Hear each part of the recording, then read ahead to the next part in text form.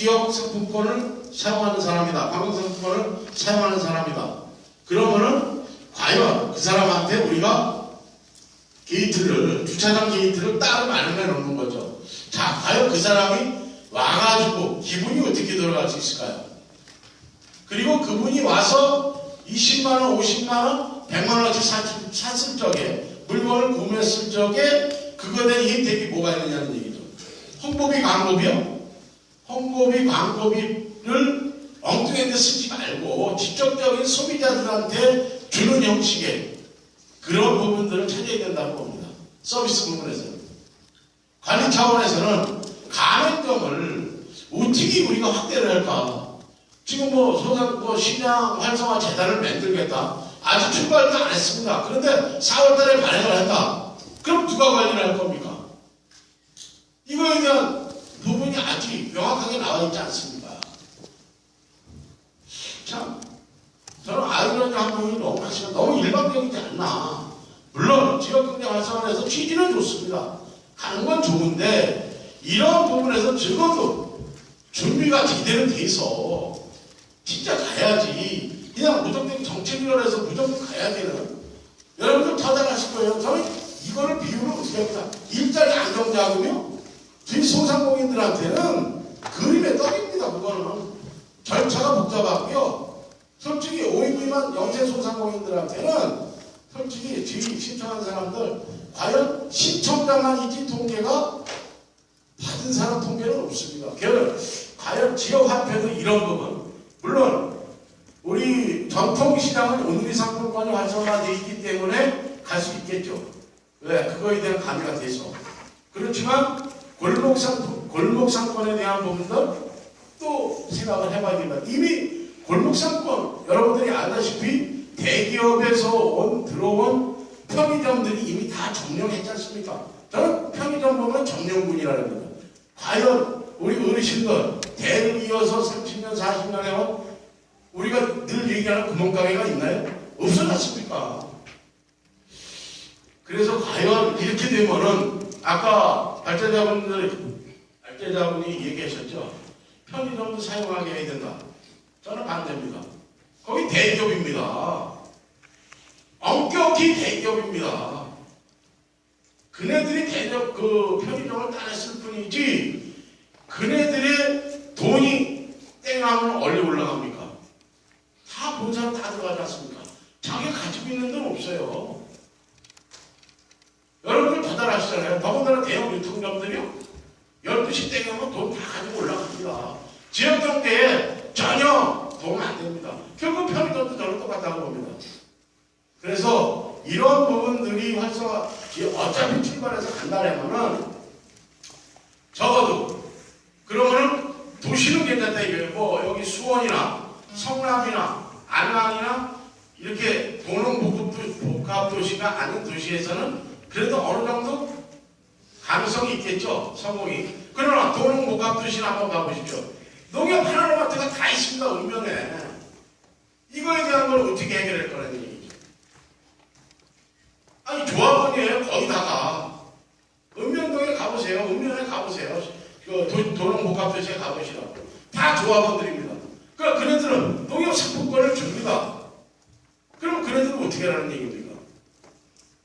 참 이 지역화폐에 대한 부분들이 모 지자체가 저번에 국정감사에도 나왔습니다만은 수당이 나가는 날은 무슨 사이트에 46만 8천원 구입합니다. 이런 깡시장이 난무하고 있고 근데 그게 90%가 넘는 성공률이었다. 저는 이거는 진짜 좀 깊이 생각해봐야 되지 않느냐. 그리고 여기 5억 미만 사업자로다가 가맹점을 확대를 하겠다. 과연 이게 지켜질까요? 좀 전에 이게 도농복합도시를 보면은 이게 과연 될 수 있을까요?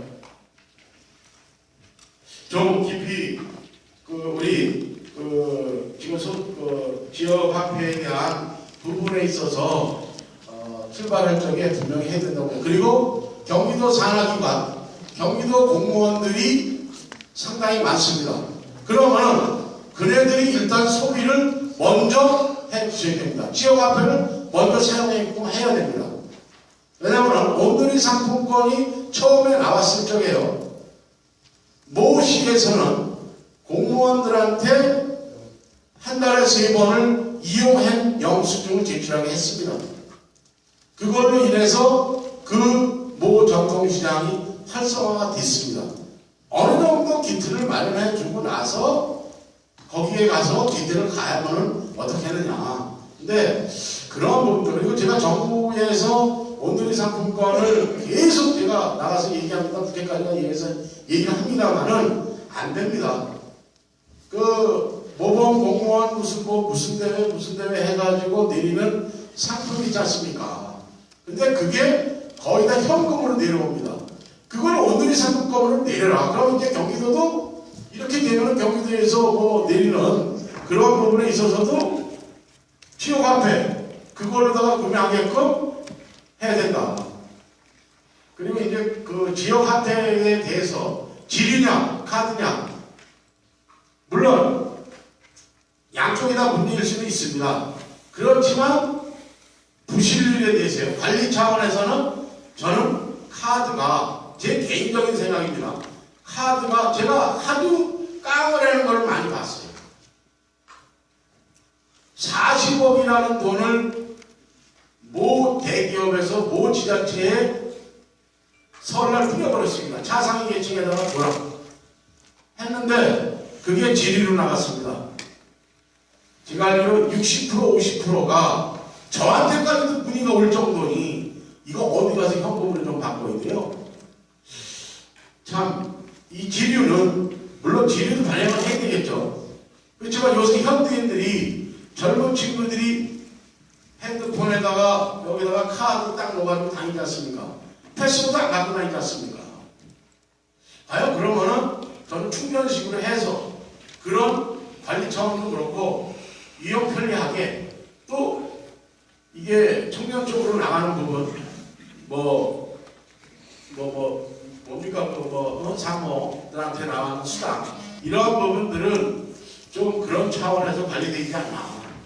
왜냐하면 활성화를 위하기 위해서는, 지역경제 활성화를 위해서는 분명히 그 부분이 부정 유통되는 부분을 분명히 막아야 된다는, 저는 그런 걸 주장하고 싶습니다. 왜냐하면 좋은 취지에서 나온 게 그게 그 사람들은 범법자를 만드는 그런 일에 대해서는 안 되겠다는 얘기입니다. 네. 이상입니다.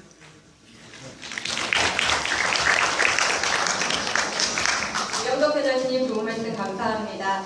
다음은 패널이신 경기도 상인연합회 원철재 총무이사님인데요. 원철재 총무이사님은 현재 평택시 송탄시장 회장님으로서 오늘 전통시장을 대변해 지역화폐에 대해 말씀해 주시겠습니다. 네, 안녕하십니까. 저는 평택시 송탄시장 상인회장을 지금 맡고 있는 원철재입니다. 또한 경기도 상인연합회 총무이사직을 맡고 있기도 하고 오늘 참석을 하고 있습니다. 제가 말씀드리고자 하는 부분은요, 지역화폐의 의미가 저희 시장 같은 경우는 10년 전에 저희가 자체 1박 2일 행사를 하면서 그 지역화폐를 그냥 거의 흉내 좀 처음에 냈던 형식이었습니다. 그걸 저는 상품권식으로 판매를 해서 그걸 갖다가 뿌리는 상태였죠. 그러니까 쉬운 얘기로 어떤 그런 행사를 규모를 했을 적에 모든 그 상품권이 나가면은 저희 시장에서 물건을 살 수 있고 또 음식을 드실 수 있고 그런 상품권을 유도를 했습니다. 그러다 보니까 거기에 있는 장단점들이 몇 차례 발생을 하게 되더라고요. 그래서 1박 2일 행사를 하면서 자본들도 많고 그랬는데 거기에 대한 보완이 좀 더 들어가야 되지 않을까라는 생각에서 많이 개선을 했는데 아직까지도 이런 보완책이 좀 많이 힘든 상황이에요. 저희 시장, 제 시장 같은 경우에는 주류형 카드를 많이 선호를 하고 있습니다. 근데 카드를 사용을 하게 된다면은 무허가 점포들이 좀 저희 시장에 있습니다. 이게 저희 시장뿐만 아니라 전통시장, 전국에 있는 전통시장의 똑같은 맥락이라 생각합니다. 그 맥락을 놓고 보면은 5일장 또한 거기에 포함이 되어 있는 상황이거든요. 그러면 5일장에 포함되어 있는 상인들 어마어마한 숫자죠. 또 재래시장에 무점포로 인해서 영업을 하시는 분들 또 어마어마한 효과입니다. 그러면 그분들한테 카드, QR 핸드폰으로 했을 때 결제하는 방식 그거 생소합니다. 저희들도 매장에 있을 적에 그걸 갖고 왔을 적에 그걸 갖다가 이제 해드리고 뭐하고 그러지만은 어머님 같은 분들은 쉽게 신용카드가 있음에도 결제하는 그 방식이 있음에도 이거를 어떻게 해야 될지 몰라갖고 들고 오시는 경우가 많아요. 그러면 저희들이 이걸 안내를 해드리고 뭐하고 하는데 그럼 이 카드식으로 상품권을 카드식으로 냈을 적에는 어떤 점이 또 반대 효과가 될까? 거기서 또 검토를 해다 보니까 카드를 했을 적에 남는 금액 우리가 예를 들어서 10만원짜리 카드형 상품권을 썼습니다. 그러면 카드형 10만원짜리를 썼을 적에 거기에 남는 잔액이 있습니다. 그러면 몇백 원이 남을 수도 있고요. 몇백 원이 남을 수도 있습니다. 그러면 몇백 원일 때는 본인들이 어떤 그런 강으로 인해서 말을 못하는 경우가 있겠죠. 그걸 폐기하겠죠. 그것도 몇백 원 있어도 이걸 갖다가 얼마가 금액이 남아있는지도 모르고 그러면 이거 얼마 긁어보세요. 얼마 긁어주세요. 저희가 경험한 예입니다. 그러면 카드를 딱 했을 적에 10만원권을 했을 적에 분명히 이게 5만 얼마가 있는데 자기가 중간에 쓴 걸 기억을 못하는 경우가 있습니다. 그랬을 적에 그걸 갖다가 체크를 하고 뭐하고 잔액이 얼마가 남았다라는 그 기계가 또한 있다면은 활용할 수 있는 방법이 좀 더 있겠죠. 근데 아직까지 그런 방법도 없이 경기도에서는 이걸 진행을 하겠다 하니까 저희들 입장에서는 어쨌든 경기도에서 진행하는 사업 환영합니다. 환영하고 그렇지만은 거기에 대한 부작용이 얼마만큼 있는 거에 대해서 또한 먼저 방안을 모색을 해달라는 얘기입니다. 그러면 오늘의 상품권이 전국으로 이게 다 유통이 돼갖고 정착이 됐을 때까지 그 과정을 봤을 적에 지령이었습니다. 그래서는 카드 또한 마찬가지로 나왔는데 카드가 나온 거는 거의 사용을 처음에 하다가 사용을 못하는 경우가 많습니다. 왜? 이런 장단점 때문에 그렇습니다.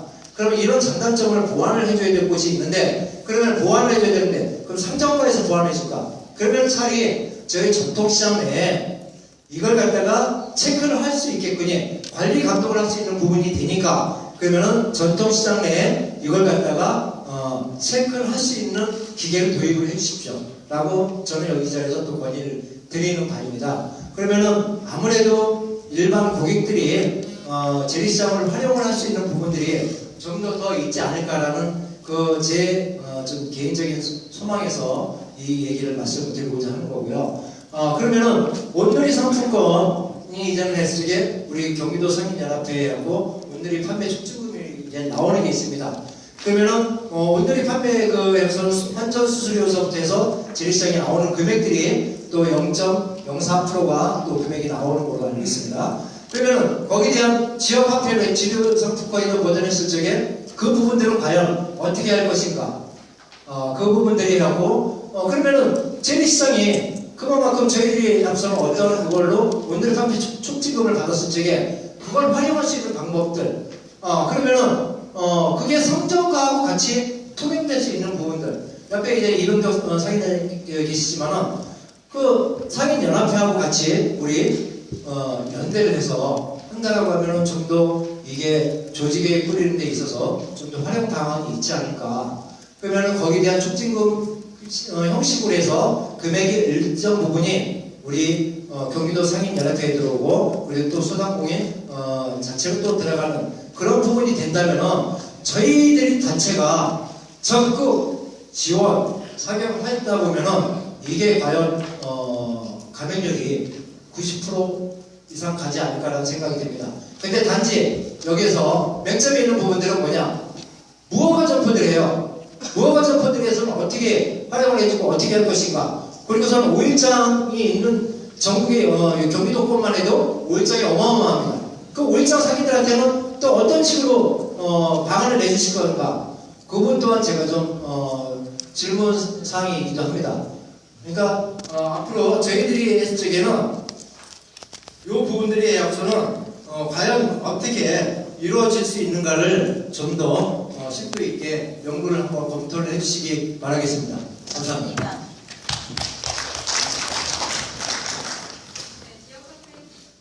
지역카페에 관해 전통시장을 대변한 좋은 말씀이었습니다. 다음은 패널이신 신희원 회장님은요, 경기도 친환경 농산물 유통센터 운영위원이시며 현재 경기도 소비자단체 협의회 회장님으로서 경기도 정책에 아주 많은 관심을 가지고 계십니다. 오늘 경기지역 카페에 대해 소비자 입장에서 좋은 말씀 부탁드립니다. 예, 반갑습니다. 저는 경기도 소비자단체 협의회 회장 신희원입니다. 저는 94년부터 성남 시민이었다가 올해 3월 7일자로 용인 시민이 됐습니다. 그래서 20여 년을 저는 경기도민으로 지금 살고 있어서 저는 여러 가지 이제 토론회 해주신 것 이외에 저는 소비자의 이용에 대한 것만 말씀드려보도록 하겠습니다. 제가 성남 시민일 때 이 상품권을 좀 사용을 해봤어요. 신협에서 이렇게 공문이 왔더라고요. 전부 DC를 문자가 왔는데 DC를 해서 이걸 판매를 하니까 사용을 해보라고. 그래서 그거를 그냥 소비자 입장이니까 DC가 된다 그러니까 구매를 했습니다. 그래가지고 어느 상품 그 판매소에 가서 다 상품을 고르고 결제를 하려고 하니까 안 된다는 거예요. 그래서 그때는 가맹점이 이렇게 있다라는 생각도 못했어요. 어느 성남에서 발행된 거니까 성남에서는 다 되겠지. 그게 전혀 몰랐습니다. 근데 이제 이번에 와서 보니까 가맹점도 신청을 해야 되고 여러 분야가 있다라는 걸 이제 알았어요. 그런데 제가 이제 이용을 하다 보니까 처음에 그래서 무학을 당해가지고 그 다음에는 이거는 아예 집에다 놔두고 다녔어요. 그거를. 그랬다가 저희 아버님이 재작년에 102살로 돌아가셨는데 지나가다 보니까 어느 약국에 그걸 받는다고 써 있어요. 결국에는 그 액수만큼을 아버지를 약을 사다 드리면서 그것을 소진했던 기억이 있습니다.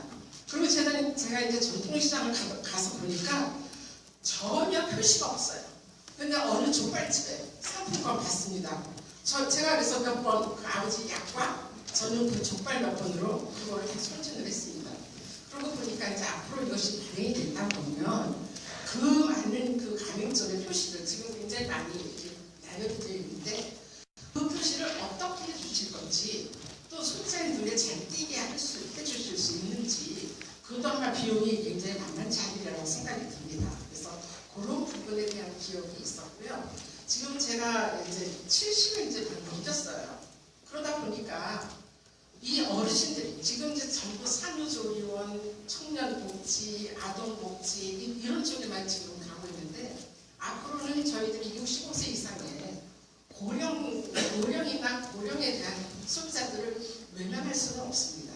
그래서 저희가 그 노인들이 갈 수 있는 곳을 가맹점을 좀 늘려주셔야 되지 않겠느냐. 예를 들면 집이 있는 사람이나 집이 없는 사람이나 주민등록이 되어 있으면 주민세는 반드시 내야 되지 않습니까? 그래서 주민세를 이것으로 또 결제를 해주실 수 있다 그러면 많은 사람들이 좀 혜택이 받을 수 있겠다는 생각이 들고요. 아까 좀 전에 그 각 지역의 농협 매장 있다고 말씀을 해주셨습니다. 저는 지금 소비자단체에 있으면서 로컬 매장을 이용하기 운동을 하고 있습니다. 많은 소비자들을 데리고 로컬 매장에 가서 그 지역의 상품을 구매하도록 애쓰고 있습니다. 근데 몇 퍼센트의 매장이 농협과 같이 있습니다. 그러면 저희들이 사실은 로컬 매장에 물건을 내시는 분들이 대농이 아니세요. 소농이에요. 여러 가지 작물을 하시는 분들이 인근에 가까운 곳에 물건을 내고 있습니다. 그러면 지금 농협이 되는 이 상품권을 받는 곳이 몇 곳이나 되는지는 모르겠지만 로컬 매장에서는 이 상품권을 받을 수 있도록 해주셔야 되지 않을까 이런 생각을 갖고 있습니다. 그러면 사실은 로컬 매장에서 물건만 사오시는 분이 계신가 하면 그 지역에 갔다가 로컬 매장에서 물건도 사시고 농협마트에서도 물건도 사십니다. 그럼 그걸 별도 계산해 주시는 그런 방법도 하나의 방법이라고 생각이 들어서 그렇게 되면 농업을 하시는 소농농업을 하시는 분들도 혜택을 받을 수 있고 그것을 이용하시는 분들도 혜택을 받을 수 있다라고 저는 생각을 합니다. 그런가 하면 제가 큰 병원은 뭐 이런 거 시행하면 안 되겠죠. 그렇지만 어르신들이 고혈압이다, 고지혈이다, 당뇨다, 그 세 가지 병은 어느 누구든지 뭐 몇 % 이상은 가지고 계시리라고 생각이 들어요. 그런데 그 인근에 단순한 내과의 병원에서는 그 카드나 지병을 쓸 수 있게 해주신다 그러면 그것도 큰 어르신들에 대한 소비수라고 저는 생각을 합니다. 그리고 지금 65세 이상이면 전철 카드가 나오지요. 그걸 농협에서 발행해주고 있습니다. 그러면 거기에 또 따로 전철만 타시는 소비자들 이외에 전철과 플러스 마을버스 내지는 버스를 한번 타시는 분들은 전철의 혜택이 별로 없어요. 왜 그러냐 하면 그 어르신들 사용하는 금액에 농협에서 2만 원, 5만 원 이렇게 충전을 해서 가셔야지만 그 전철을 무료로 타고 그 비용의 교통비를 차감합니다. 그런데 그 전철이 100원이라도 DC가 되느냐 하면 안 돼요. 전철만 무료이고 버스는 새롭게 다시 버스 요금을 받고 있습니다. 그래서 저는 무료 있지만 신용카드 하나를 갖고 써요. 그거 아까 말씀하셨는데 잔액이 얼마나 이렇게 말씀하셨는데 마찬가지입니다. 그래서 과연 이렇게 발급이 되면 전철 무료 카드 있죠. 그거를 또 탑해야지 되는 카드 있죠. 이 카드 있죠. 우리 어르신들이 지갑을 안 가지고 다니시는 분들이 대부분이십니다. 노인 어르신들 보면 저도 벌써 지갑 탈건 지 오래됐어요. 헝겊에 잠깐 갖고 사용을 하고 있습니다. 2개까지 했습니다. 그런데 거기에 카드 하나 더 들어가야죠. 그리고 쓰지도 않은 상품과 언젠가는 살 수 있겠다 해서 지갑에 지류형으로 되어 있는 것도 넣고 다녀야죠. 이 어르신들이 5,000원짜리와 5만원짜리 구별이 안 돼서 5,000원 낼 때 5만원 냈다고 하시는 분들 엄청 많습니다.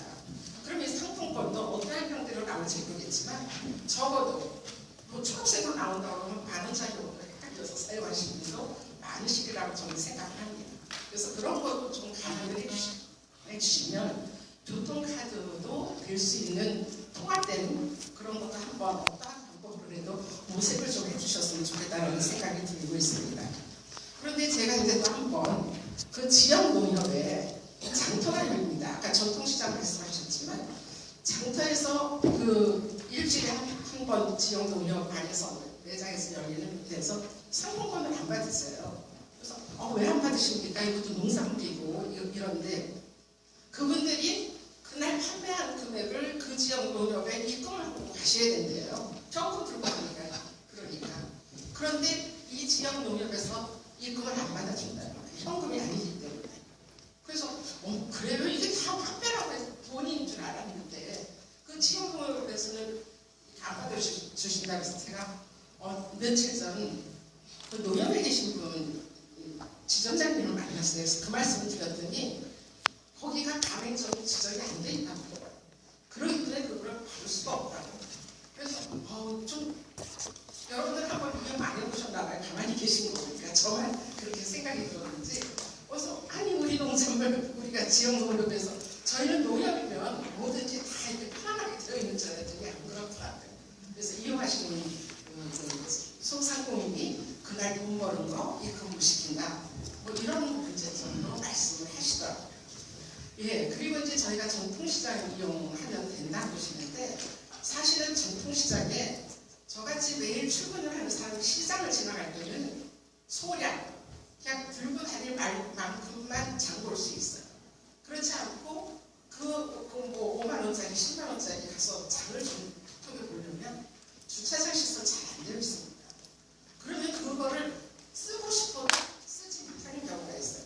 성남도 보면 거기에 몇 시부터 몇 시까지는 점심시간 내는 그 수업으로 식당 이용하시는 그 앞에는 주차장 떼지 않는다고 써있어요. 또 시장 앞에도 몇 시까지는 이거 주차장 떼지 않는다고. 근데 저는 한 번도 거기에 빈자리가 있는 것을 못 봤습니다. 그래서 이렇게 이용하기가 어려웠고 그런 것도 어떻게 해소를 해 주실 수 있는지 이렇게 저는 좀 생각을 하고요. 그래서 사실은 이런 사태가 발행이 되면 돈이라는 것이 돌고 돌아야 되잖아요. 어느 곳에 한 곳에 정체가 되어 있으면 이거는 바람직한 정체는 아니라고 생각합니다. 그래서 저는 그런 생각을 갖고 있으면서 또 갈지 않으시는데 정확히 못 들었는데 제가 지난번에 한번 간담회때 여쭤봤어요. 이 돈의 최종적인 곳은 어디냐? 발행을 할 때는 기분 좋게 다 쓰도록 했죠. 그렇죠? 근데 돈이라는 것은 저희가 지금 현금은 좀 지저분해도 이것은 돈이니까 하고 제가 잘 해서 사용을 합니다. 그런데 발급을 받을 때는 누구든지 새 것이라는 개념이 있잖아요. 지금까지. 누구 이 지류형이라든지 이것이 돌고 돈 다음에 또다시 나한테 왔을 때는 이것이 과연 기분 좋게 받아들일 수 있을까? 그럼 최종적으로 그 지류의 화폐는 어디로 가는 건가 제가 한번 의문한다는 것처럼 한번 여쭤봤더니 최종적으로는 그것을 수거하는 것이 지정이 되어 있다고 그래요. 그러면 그것은 옛날 새 것만 속에 들어갈지 되는지 그러면 그 어마어마한 그것이 종이에 대한 낭비. 우리가 언젠가는 영수증을 꼭 발급받아야 되느냐.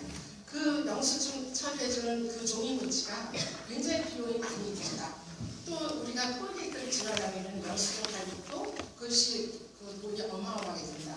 이런 거에서 저희들이 사실은 뉴스에 들을 때 과연 그렇게 세워나가는 돈을 담을 수 있을 것인가 이런 얘기까지도 하고 있는 건데 저희는 취비가 됐던 도비가 됐던 모든 세금으로 운영되고 있습니다. 그래서 그런 면에서도 한번 숙자들에게 어떻게 인식을 주시면서 새 것이 아닌 이 상품권이나 이런 지급력이 나올 때 그 기분을 어떻게 풀어주실 수 있을는지 그것도 저는 하나의 좀 생각해 보셔야 될 문제가 아닌가 이런 생각이 들고요.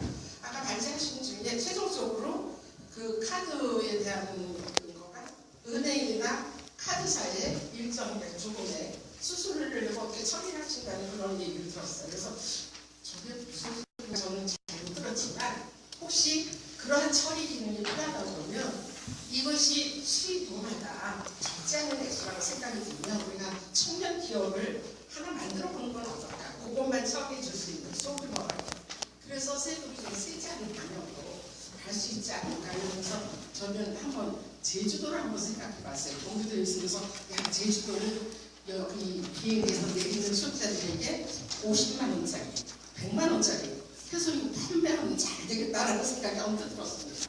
그래서 그거는 아마 우리가 춘천이나 가평이나 아까 우리 회장님 말씀해 주신 관광 쪽으로 이렇게 해서 뭐 입장료라든지 이런 거 해주면 수요수가 괜찮겠구나 하는 그런 생각이 들면서 저는 어찌됐든 시민이면서 도민이기 때문에 어떻게 해서든지 그 혈세를 막는데 좀 주력하면서 저는 숙제 입장에서 발행해 주신다고 적극적으로 저희도 홍보하면서 써야 되겠죠. 그래서 그렇지만 이렇게 사용처가 어르신들의 사용처도 좀 많이 생각해 주시면 좋겠다라고 생각을 하면서 제 의견을 제시해 봅니다. 고맙습니다. 네, 소비객장에서 좋은 말씀 해주신 신희원 회장님 감사드립니다.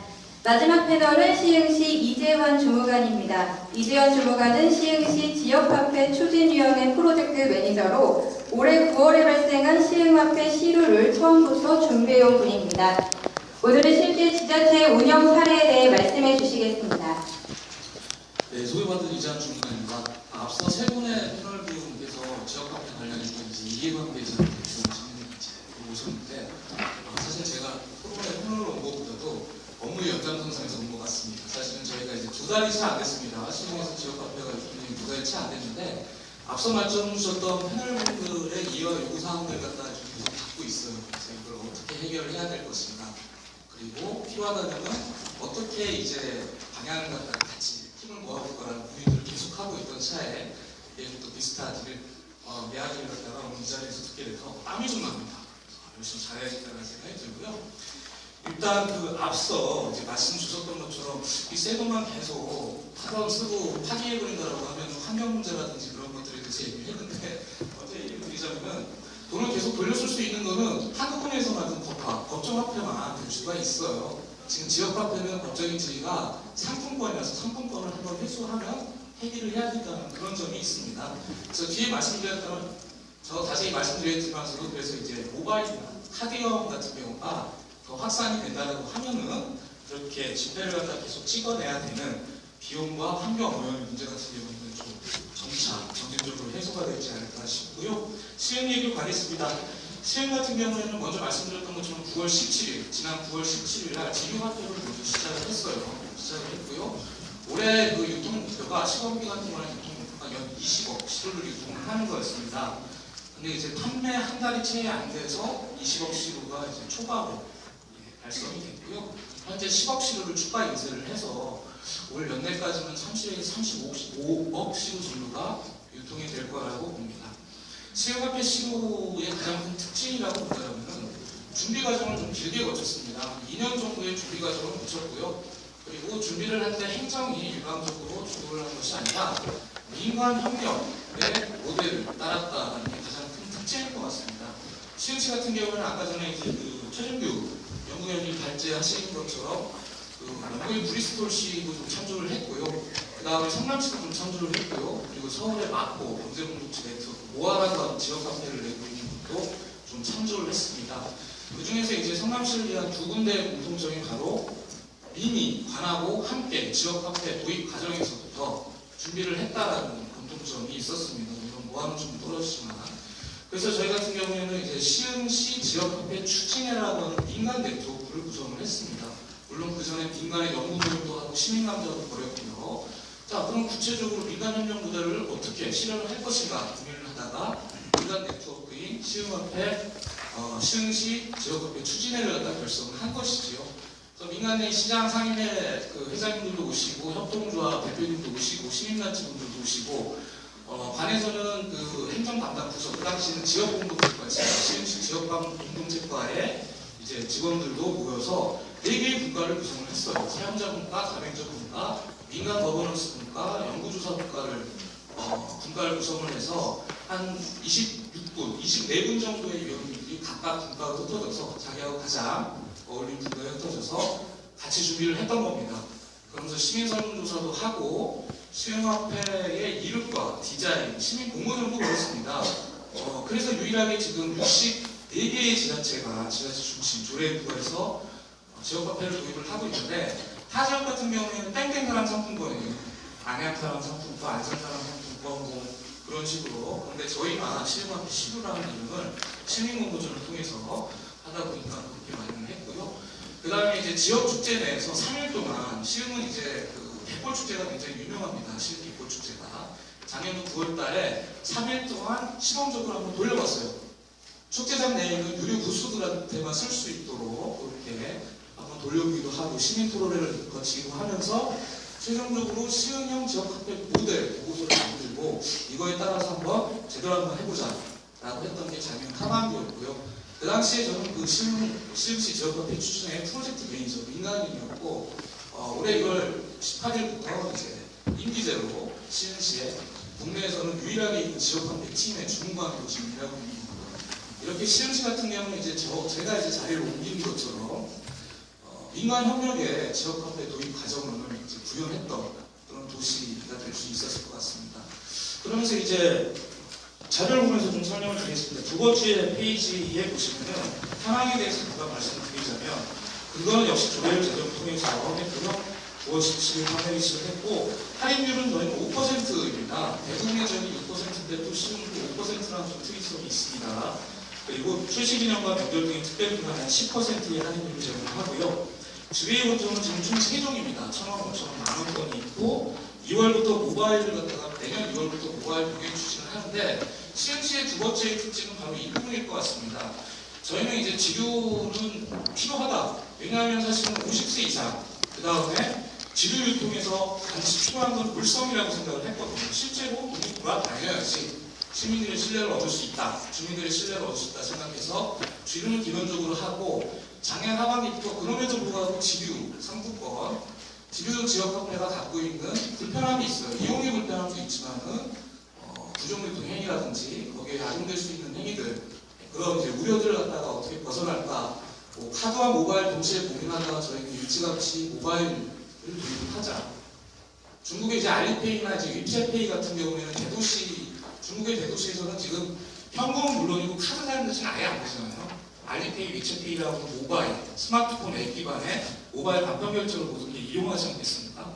저희도 꼭 그런 날이 올 것이다. 시흥시의 지역 카페는 지루 플러스 모바일 간편 결제, 모바일 지역 카페를 도입을 해보자라고 해서 관내에 있는 그 한국산업기술대 연구 용역을 맡겨서 어떤 방식이 좋을지를 갖다가 이제 연구조사를 맡겼고, 그 결과 이제 한국조폐공사가 이제 종이동만 동전만 찍는 게 아니라 모바일 간편 결제 시스템을 이제 도입을 해요.